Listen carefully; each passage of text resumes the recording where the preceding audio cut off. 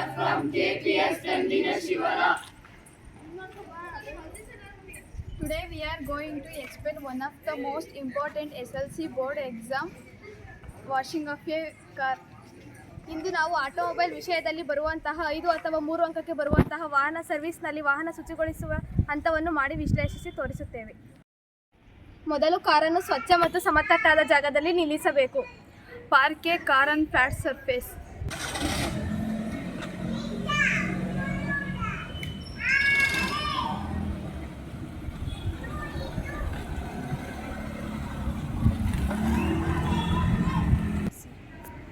ನಂತರ ಇಂಜಿನ್ ಅನ್ನು ಆಫ್ ಮಾಡಿ ಹ್ಯಾಂಡ್ ಬ್ರೇಕ್ ಅನ್ನು ಎತ್ತಬೇಕು.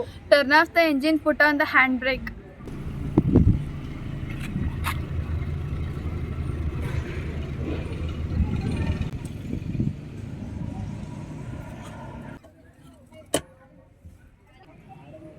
ನಂತರ ಕಾರಿನ ಎಲ್ಲ ಕಿಟಕಿ ಮತ್ತು ಬಾಗಿಲುಗಳನ್ನು ಮುಚ್ಚಬೇಕು. Close all doors and windows.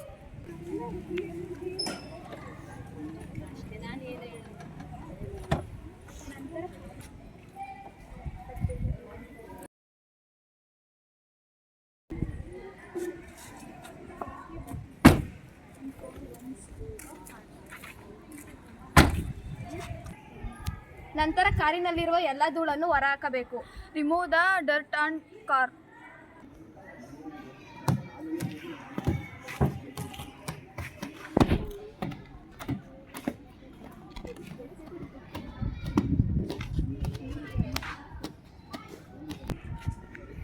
ನಂತರ 2 ಬಕೆಟಿನಲ್ಲಿ ಸ್ವಚ್ಛವಾದ ನೀರನ್ನು ತಂದು 1 ಚಮಚ ಕಾರ್ ಸೋಪ್ ಪುಡಿಯನ್ನು ಬೆರೆಸಬೇಕು. Take a 2 bucket of clean water and pure 1 full spoon of soap car.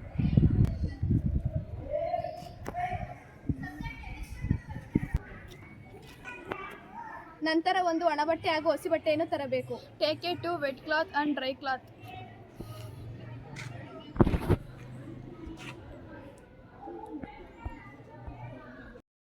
ಕಾರನ್ನು ಅರ್ಧ ಭಾಗ ತೊಳೆದು ಉಳಿದರ್ಧ ಭಾಗವನ್ನು ನಂತರ ತೊಳೆಯಬೇಕು. First wash of a car and next wash in another of a car.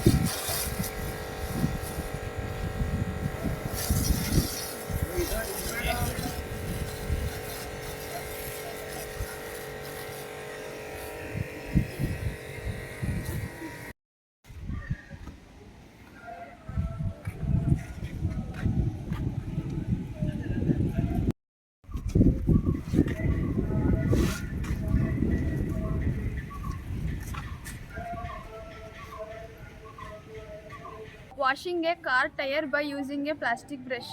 ಕಾರಿನ ಚಕ್ರಗಳನ್ನು ಪ್ಲಾಸ್ಟಿಕ್ ಬ್ರಷ್ನಿಂದ ತೊಳೆಯಬೇಕು.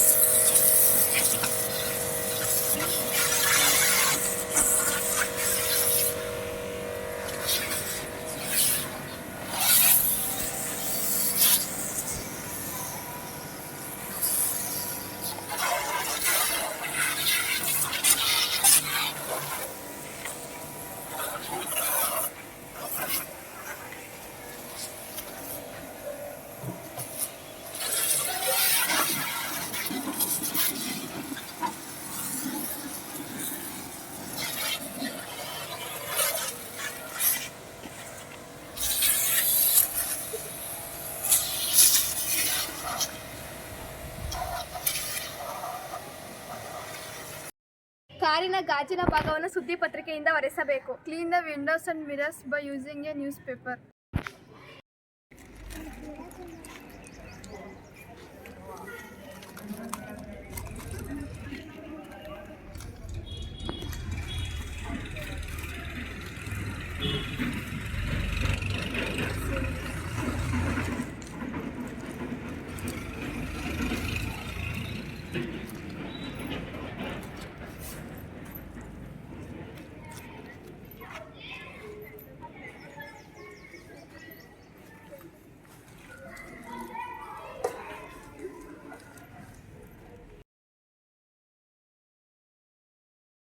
Wear old clothes for this job.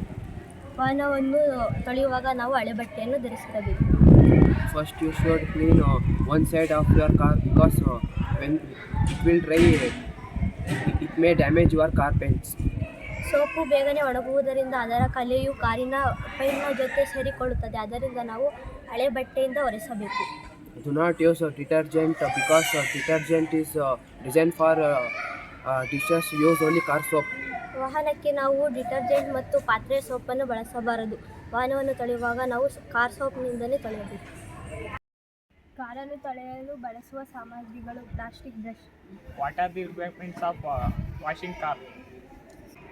Plastic brush, ಸುದ್ದಿ ಪತ್ರಿಕೆ, newspaper, ನೀರು, water, car soap, car soap, ಒಣ ಬಟ್ಟೆ ಮತ್ತು ಹಸಿ ಬಟ್ಟೆ, dry cloth and wet cloth, sponge, ಸುರಕ್ಷತಾ ಕವಚಗಳು, safety materials. Thank you for watching this video.